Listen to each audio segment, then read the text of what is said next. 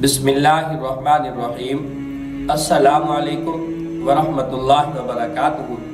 میری تمام بہنیں، میں آپ کے لیے ایک وظیفہ لایا ہوں۔ یہ وظیفہ جس کی شادی نہیں ہوتی، مناسب رشتہ نہیں ہوتا، یا رشتے کے اندر کوئی رکاوٹ ہے، یا کوئی پسند کا کوئی رشتہ نہیں آتا، جب یہ آپ یقین کے ساتھ کریں گے تو اللہ تعالیٰ آپ کی اس رکاوٹ کو بھی ختم فرمائیں گے اور آپ کے اس پریشانی کو بھی ختم فرمائیں گے اور بہترین آپ کا رشتہ آئے گا۔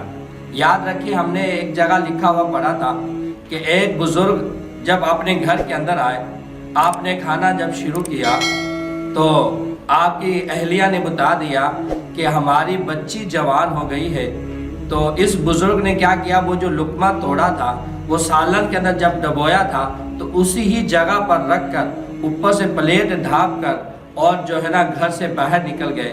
کوئی علم نہیں کہ اسے مہینہ لگا یا 6 مہینے لگے، 1 دن لگا یا کتنے دن بھی لگے، حتیٰ کہ یہاں تک لکھا ہے کہ جب تک اپنی بچی کا رشتہ طے نہ ہوا اس وقت اپنے گھر کے اندر داخل نہ ہوئے۔ آج ہمارے ماحول کے اندر، ہمارے معاشرے کے اندر، ہر گھر کے اندر 2-4 بچیاں بیٹھی ہیں جن کا رشتہ نہیں ہوتا۔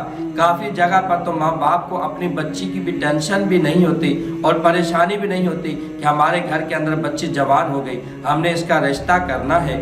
تو میری بہنوں، جب آپ یہ وظیفہ کریں گے تو اللہ تعالیٰ جس طرح کا آپ رشتہ پسند کرتے ہیں، اس قرآن پاک کی برکت سے، اس وظیفے کی برکت سے ایسا ہی رشتہ آپ کے گھر کے اندر آئے گا۔ آپ نے کیا کرنا ہے، جب تک آپ کا رشتہ نہیں ہوتا تو آپ نے کیا کرنا ہے، ایک ٹائم مقرر کریں اور تنہائی جگہ کے اندر چلے جائیں۔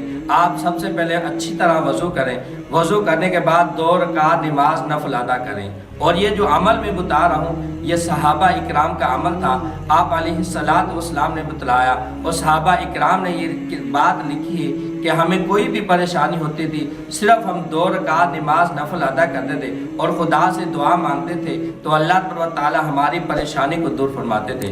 تو میری بہنیں، جس کا رشتہ نہیں ہوتا، آپ اچھی طرح وضو کریں، خوبصورت وضو کریں، آداب کا احترام رکھتے ہوئے وضو کریں اور وضو کرنے کے بعد 2 رکعت نماز نفل ادا کریں۔